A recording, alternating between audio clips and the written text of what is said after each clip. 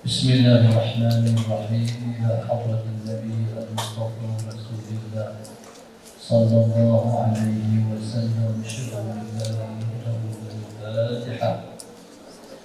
أعوذ بالله من الشيطان الرجيم. بسم الله الرحمن الرحيم. الحمد لله رب العالمين الرحمن الرحيم مالك يوم الدين. إياك نعبد وإياك نستعين. اهدنا الصراط المستقيم صراط الذين أنعمت عليهم غير المغضوب عليهم. بسم الله الرحمن الرحيم. السلام عليكم ورحمة الله وبركاته. وعليكم السلام ورحمة الله وبركاته. الحمد لله رب العالمين، والصلاة والسلام على أبي القاسم الأمين وعلى آله وصحبه أجمعين. قال رب اشرح لي صدري ويسر لي أمري واحلل عقدة من لساني يفقه قولي. سبحانك لا علم لنا إلا ما علمتنا إنك أنت العليم الحكيم. ولا حول ولا قوة إلا بالله العلي العظيم. اللهم صل وسلم وبارك على سيدنا محمد الفاتح لما أغلق والخاتم لما سبق ناصر الحق بالحق والهادي إلى صراطك المستقيم صلى الله عليه وعلى آله وصحبه حق قدره ومقداره العظيم. أعوذ بالله من الشيطان الرجيم. بسم الله الرحمن الرحيم. بسم الله رب العظيم والرسول الكريم والملائكة المقربين. الصلاة والسلام عليك يا سيدي يا رسول الله. خذ بيدي قلت حيلتي أدركني. لا إله إلا الله وحده لا شريك له.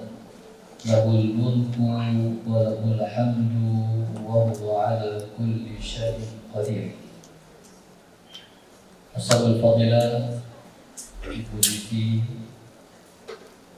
Ibu Lili, dan seluruh pimpinan Dinia Putri, Ashabul Fadilah,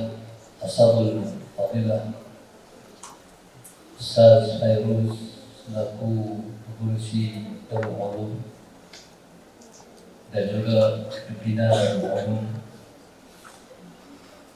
Al-Fadilah Ustaz Hani selaku penasihat Yayasan Darussalam,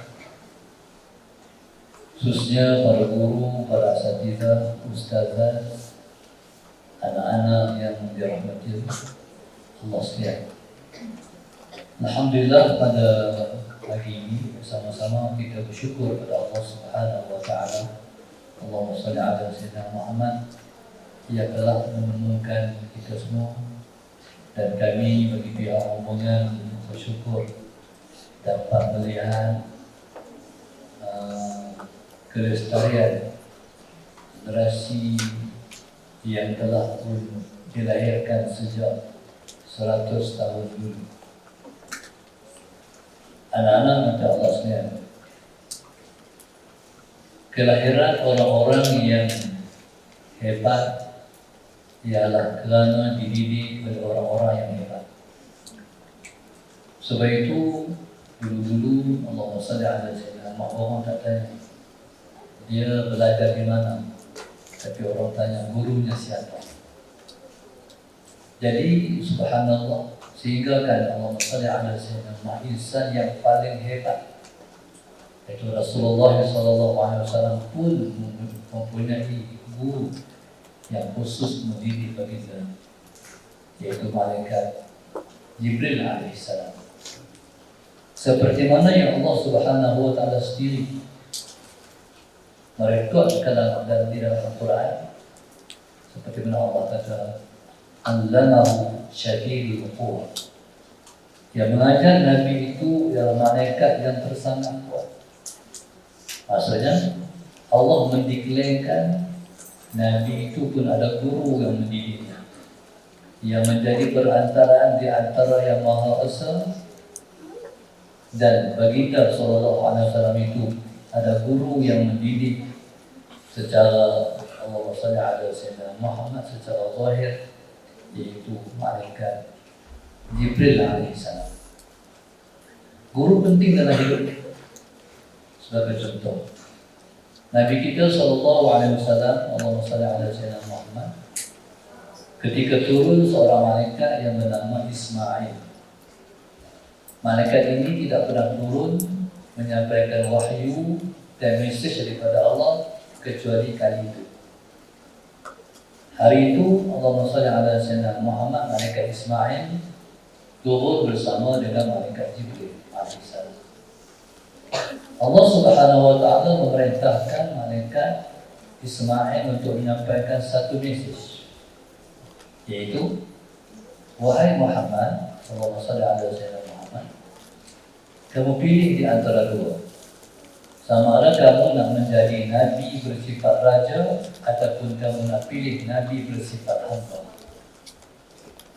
Nabi SAW sekalipun Nabi dah menjadi seorang Rasul dan Nabi dah ada jawapan dalam hatinya dari Nabi berdepan dengan malaikat Ismail dan malaikat Jibril yang datang baginda SAW.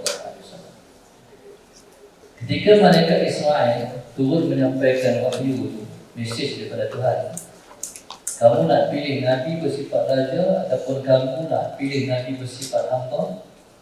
Ketika itu sekalipun Nabi dah ada jawapan, tapi Nabi tetap melihat ke arah wajah gurunya malaikat Jibril. Melihat ke wajah guru itu sebagai satu pertanyaan, apa pandangan guru? Kamu nak kata apa wahai malaikat Jibril? Malaikat Jibril memberi mesej, memberi petunjuk. Merendahlah wahai Muhammad. Maka Nabi pun mengiyakan, aku pilih Nabi bersifat hamba. Maknanya sekalipun Nabi, seorang Rasul pun ada guru.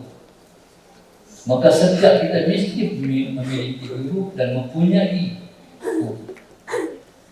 Alhamdulillah, soal Sayyidina Muhammad, orang yang paling hebat adalah orang yang mempunyai guru yang ramai.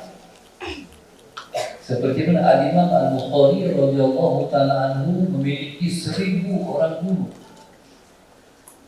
Ya, anak mungkin baru 20 tahun ke bawah kan, soal Sayyidina Muhammad.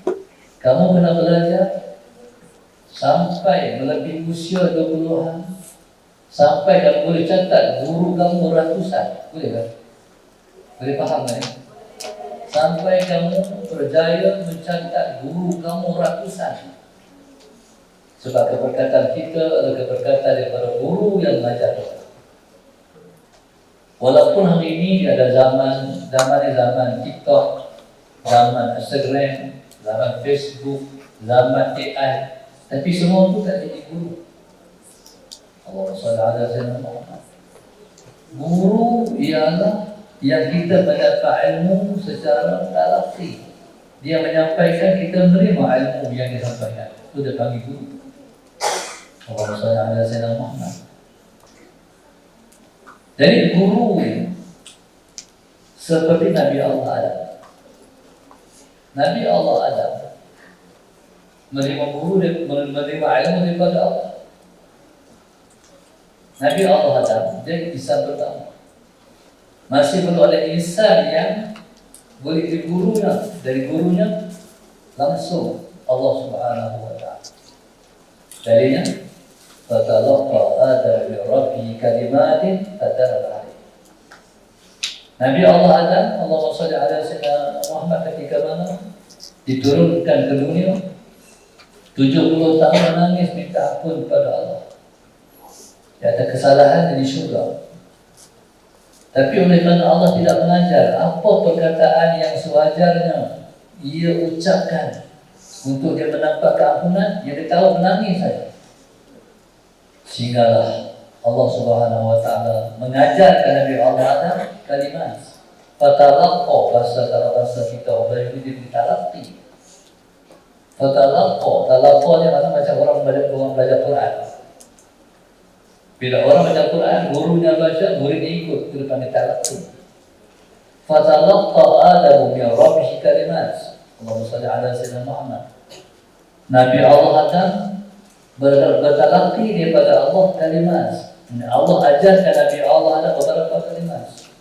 Kalimat itu kalimat taubat yang menyebabkan nanti Allah terima taubat Nabi Allah ada. Apa kalimat itu? Rabbana zalamna anfusana wa illam taghfir lana wa tarhamna lanakunanna minal khasirin. Ya Tuhan kami telah kami telah menzalimi diri kami sendiri. Kalau Engkau tidak ampunkan kami dan Engkau tak kasihan pada kami termasuk di kalangan orang-orang yang rugi. Itu maknanya mesti bertalaqi. Sistem yang kita dulu hari ini, sistem yang kita belajar dulu. Allahumma shalli ala sayyidina Muhammad. No? Kalau zaman kita dulu zaman AI, tak ada AI. Kalau ni generasi IT. Walaupun IT, walaupun AI, dia guru moden, tapi nak mengajar AI pun ada guru juga kan. Mana guru ni soal Sayyidina Muhammad, kita tak boleh berpisah dengan dia. Jadi apa yang kita nak buat terhadap ataupun kita nak mempamerkan terima kasih dan penghargaan kita pada guru, menghormati guru. Menghormati guru. Tidak ada orang yang besar, orang yang hebat, ulama yang agung melainkan mereka terus sangat menghormati guru. Pernah dengar seseorang yang bernama Al-Imam Al-Bukhari. Pernah dengar? Ni yang pakai baju ni kita dah berapa? 4, 5, 6. Ini yang 1, 2, 3. Saudara dengar nama Al-Imam Al-Bukhari? Al-Imam Al-Bukhari ialah ulama hadis terkemuka, teragung. Satu masa Al-Imam Al-Bukhari tengah mengajarkan ilmu, tanamkan ilmu, macam ramai-ramai atau selama. Di belakang ada pintu terbuka. Tengah-tengah Imam Bukhari mengajar, dia berdiri. Bila dia berdiri, anak murid semua hairan. Kenapa guru kita berdiri? Kemudian dia duduk lagi. Duduk pula Ustaz Sayyidina Muhammad. Kemudian berdiri lagi, duduk lagi, berkali-kali. Sehingga habis daripada pengajian, anak murid bertanya, kenapa guru kami berdiri, duduk? Kata Imam Al-Bukhari, Allahumma shalli ala sayyidina Muhammad. Sesaat aku menyampaikan ilmu tadi, ada seorang budak. Budak ni, passion budak. Bila mana mereka bermain, lepas tu dia bermain, budak tu datang ke masjid, ada Sayyidina Muhammad berdiri di pintu, dia pergi lagi bermain. Kemudian berulang-ulang datang lagi, berdiri muka pintu, pergi lagi. Setiap kali budak itu datang di muka pintu, Imam Bukhari berdiri. Bila budak itu pergi, baru Imam Bukhari duduk. Itulah yang diceritakan oleh Al-Imam Al-Bukhari pada para muridnya. Kata Imam Bukhari, kamu tahu siapa budak? Tidak tahu. Itu kan anak guru. Anak guruku. Mereka mendapat ilmu sebab mereka muliakan guru. Di antara muliakan guru, muliakan anak guru. Soal semua. Jadi begitulah memuliakan guru. Kalau kami belajar dulu, kalau kita turun kelas, ini kelas paling tinggi berapa tingkat? 5, 6, tingkat mana? Tak nampak. Ada ni. Ni. Oh, tingkat. 2 tingkat. Dia pernah tingkatan 6. Jadi, kalau itu panggil tingkat-tingkat dan bagaimana? Kelas. Kadang-kadang dulu, bukan bertingkat masa ini juga lah. Kadang-kadang bila mana loceng bunyi, turun daripada kelas, kalau misalnya memang ada kelas yang habis dulu. Bila kelas tu habis dulu, kita pun turun. Bila loceng bunyi, kita pun keluar. Tapi ada kelas yang masih belum selesai. Jadi bila masuk kelas itu masih belum selesai. Bila kita turun, ada guru lain yang turun kemudian belakang kita. Bila kita sedang di belakang kita ada guru yang sedang turun, kita berhenti. Sini Pak macam tu. Kita berhenti, pasal apa? Bagi guru turun dulu, jalan dulu. Itu menghormati guru. Ada senang Muhammad. Dulu waktu kami belajar dulu, belajar banyak naik basikal. Daripada asrama di luar datang ke sekolah dengan basikal. Guru-guru kami duduk di pinggir sekolah. Dan mereka tak perlu datang sekolah dengan basikal, tak perlu pakai naik motor, tak perlu pakai kereta. Mereka jalan kaki. Bila kami, Rasulullah Sedang Muhammad, naik basikal daripada asrama luar masuk ke sekolah, guru kita sedang berjalan menuju ke sekolah, kita semua berhenti. Kita pegang tonton basikal, guru kita berjalan, kita semua tutup basikal. Itu menghormati guru. Jadi dengan sebab kita menghormati guru, kita mendapat ilmu. Kaedahnya, sesiapa yang mentazimkan gurunya, dia akan mendapat ilmu yang paling lumayan. Ada satu orang guru kami, garang, tak ada garang. Orang Kedah kata cengih, guru ni garang. Kalau dia masuk kelas, ada pelajar yang tak pakai songkok ni, kena penyepak. Mesti dalam kelas semua pakai songkok. Sekali itu, dia telefon kawan dia, guru telefon kawan dia. Tapi yang angkat telefon itu bukan kawan dia, anak kawan dia. Salah sedang. Jadi bila anak kawan dia angkat telefon, zaman telefon, waktu anak kawan dia angkat telefon tu tanya, siapa? Ini siapa? Dia beritahu saya Ustaz Ahmad. Oh nanti Ustaz. Dipikir-pikir dulu. Sedangkan telefon nampak, aku pikir. Dia bukan dulu. Assalamualaikum Ustaz. Ya Ustaz. Ta'ziman lil ulama. Memuliakan guru. Jadi subhanallah sampai Imam Malik radhiyallahu anhu, Imam Malik ini adalah tokoh hadis yang pertama sebelum Imam Bukhari. Pengarang kitab Muwatta Imam Malik. Imam Malik itu adalah Imam Darul Hijrah. Sebab dia tidak pernah keluar daripada Madinah, mereka mengajar hanya di Madinah. Imam Malik radhiyallahu taala anhu yang hebat itu, Sayyidina Muhammad, tidak pernah mengunjurkan kakinya ke arah rumah gurunya. Tidak pernah mengunjurkan kakinya ke rumah gurunya. Jadi itu realiti mereka dengan kami ulama yang besar. Sebab itu kedudukan di asrama antuna kena jaga. Jangan kata antuna mengarah ke rumah ibu Zizi. Jangan.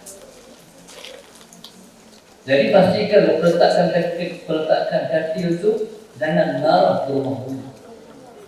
Allahumma salli ala sayyidina Muhammad. Bahkan dengan guru menunjuk macam ni pun tak boleh. Ustaz nama apa? Tak boleh.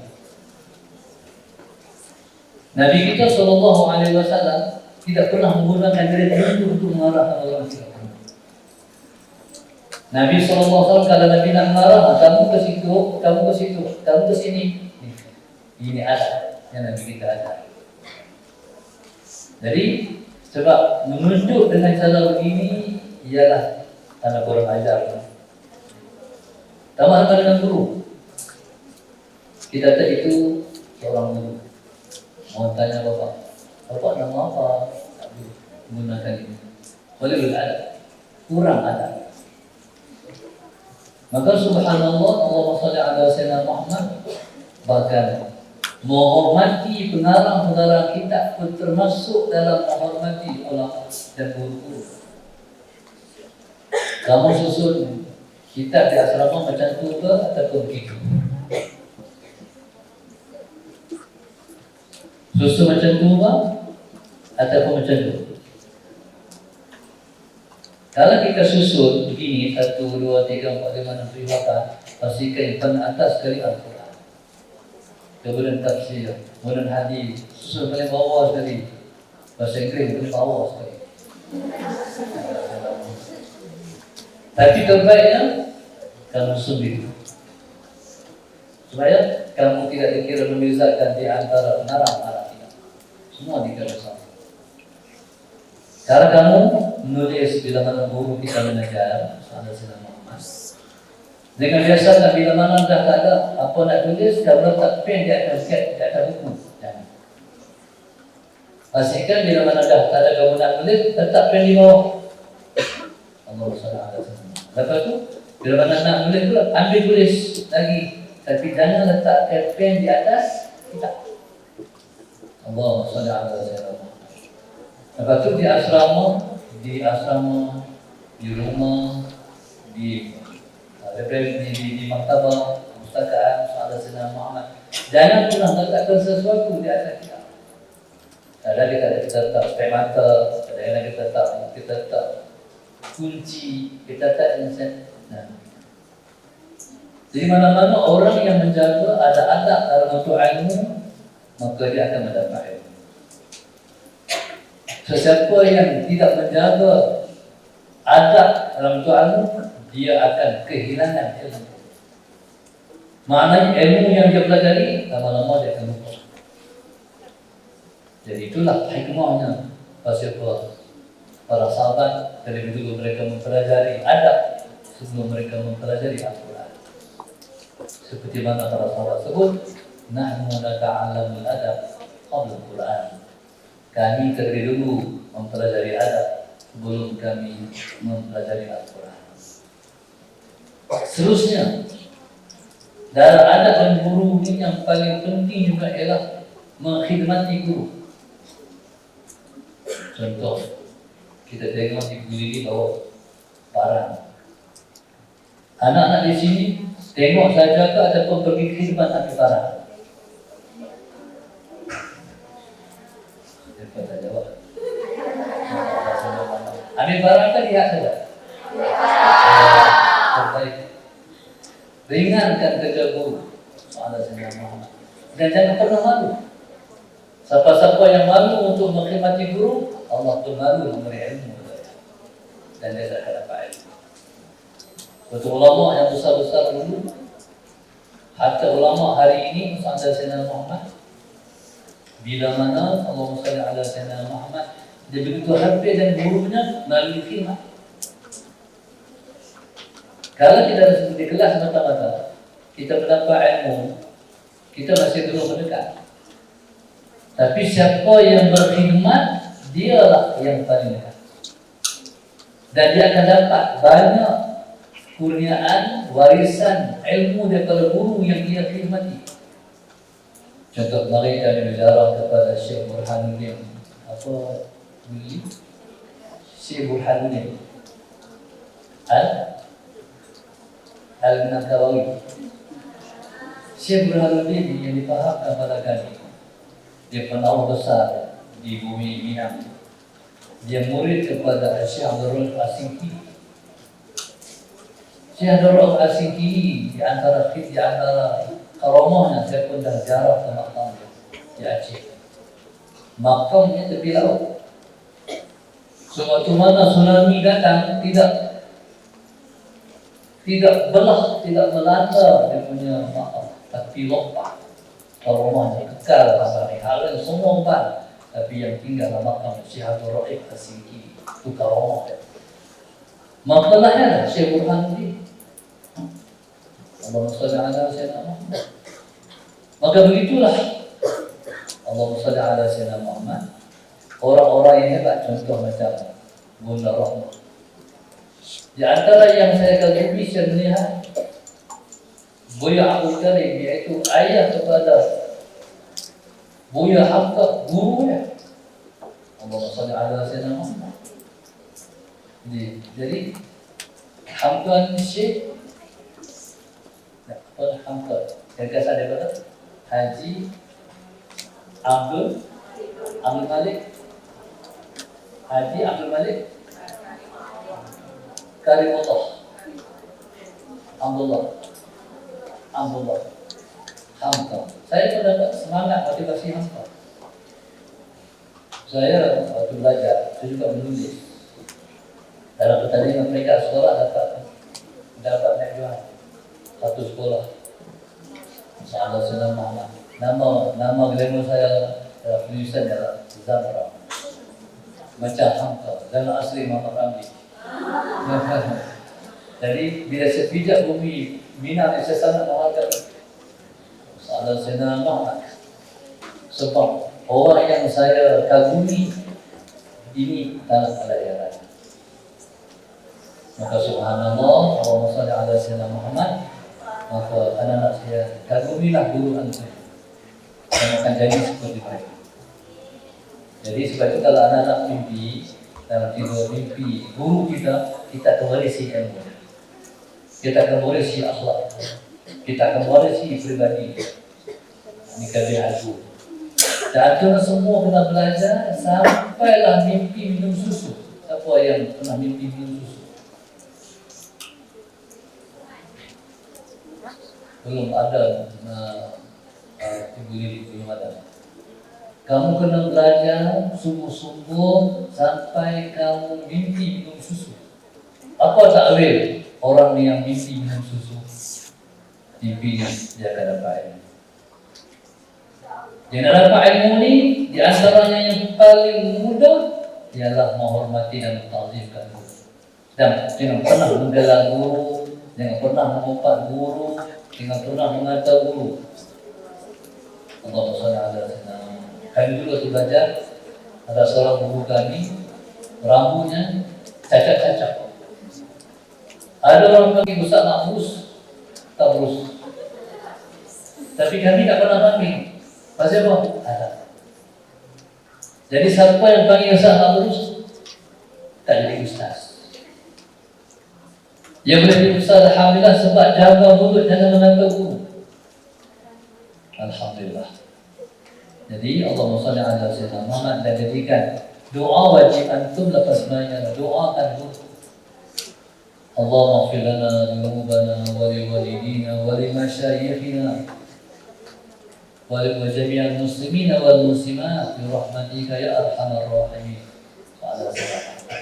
Tuhan kami, ampunkan dosa ibu ayah kami, ampunkan dosa kedua dan ampunkan dosa guru-guru kami dan sekalian orang Islam yang lain, insyaAllah. Jadi insyaAllah, alhamdulillah, insyaAllah dengan sedikit tazkirah pada pagi ini, insyaAllah antum akan jadi ilmuwan. Kamu akan jadi ustazah. InsyaAllah, seperti mana kata kamu yang telah pun sampai di Malaysia menyambung legasi dakwah. Di antara di sini dah sampai di Malaysia, di Darul Ulum dan sebagainya, ada Sayyidina Muhammad mengambil langkah untuk menjadi seperti ibu Rabb. InsyaAllah, mudah-mudahan sedikit yang sampaikan itu memberi manfaat untuk semua, insyaAllah. Boleh faham tak? Sama bahasa Malaysia dengan Indonesia. Boleh faham? Ya, kita satu grup. InsyaAllah. Nah, insyaAllah mudah-mudahan Allah Ta'ala mudahkan. Saya juga asal daripada keturunan Sumatera ni. Kawan saya daripada Aceh. Namanya Haji Daud. Maknanya Muhammad Sayyidina Muhammad yang berdakwah sampai ke Malaysia. Dia lahir ini saya kita kata itu tentang saya. Jadi sebenarnya bila saya datang ke Sumatera ni kami tak asing. Seperti ini juga berdiri di goyangan. Alhamdulillah. Assalamualaikum warahmatullahi wabarakatuh.